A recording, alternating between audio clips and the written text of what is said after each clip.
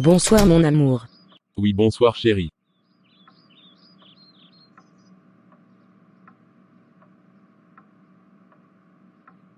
Mon amour, je vois dans tes yeux qu'une chose ne va pas. Qu'est-ce qu'il y a encore? Pourquoi tu as l'air tendu? Gisèle, le problème de ton fils me tape les neurones déjà. Je ne sais plus comment digérer cette histoire.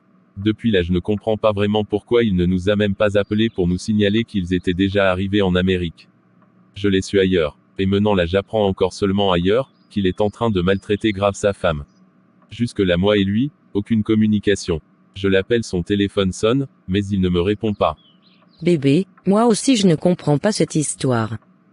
J'arrive même pas à croire que notre fils peut se comporter ainsi. C'est un truc qui m'étonne vraiment. Mais calme-toi d'abord, nous allons trouver une solution. Reprends ton esprit s'il te plaît. Comment je peux me calmer au moment où Jean ne cesse de m'appeler au téléphone pour me prévenir de trouver une solution immédiate pour sa fille? Et de l'autre côté, Axel ne répond pas à mes appels. Ne remets jamais tes sales pattes ici chez moi. Oublie pour la vie la porte de cette maison.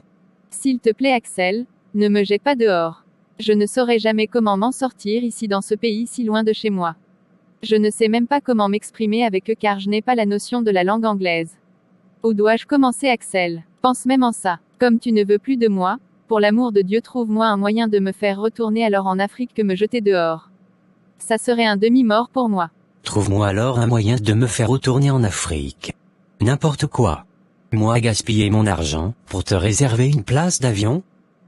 Tu es malade vraiment. Axel s'il te plaît, ne me jette pas dehors alors au cas contraire.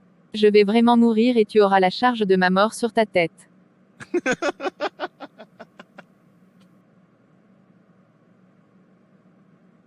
Et qu'est-ce que ça va me faire, moi vraiment si tu mourais? Et qui viendra me demander d'abord? Tu racontes vraiment n'importe quoi. Tu l'as toi-même cherché madame. Car tu t'es mêlé des histoires qui te concernent pas. Tu as eu même ce courage d'appeler tes parents, pour leur dire n'importe quoi à ma personne. Sans mon autorisation. Maintenant là tu es dehors. Appelle ta grosse tête de père pour te berger chez lui.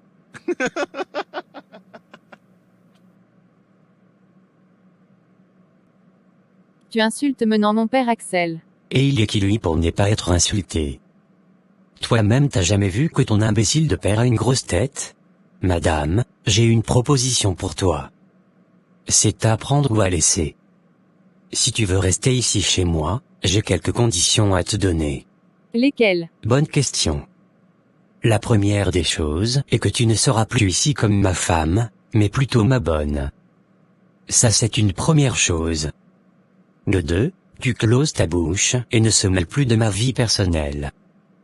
3. À partir d'aujourd'hui, tu enlèves tes sales bagages dans ma chambre et déposes-les dans la chambre voisine. Désormais, c'est là ta chambre depuis aujourd'hui. On ne doit plus partager une même chambre, car il n'y a rien, en tout cas qui nous unit, à tel point de partager encore le même lit. C'est compris.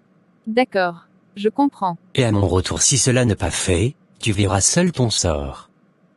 Personne t'informerait.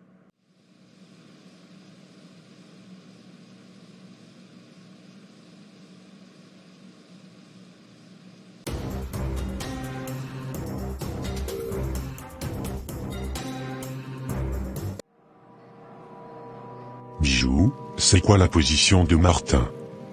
N'a-t-il pas appelé toujours? Il m'avait déjà appelé pour m'informer qu'il est déjà arrivé en Washington. Dieu merci. Prions Dieu, qu'il puisse réussir à nous ramener notre fille. Oui mon amour. Tu as raison. Je pars m'enfermer déjà dans la chambre pour prier le Seigneur, afin qu'il aide Martin, à réussir cette mission de nous ramener notre fille. Une très bonne idée bébé. Je te rejoins dans une minute.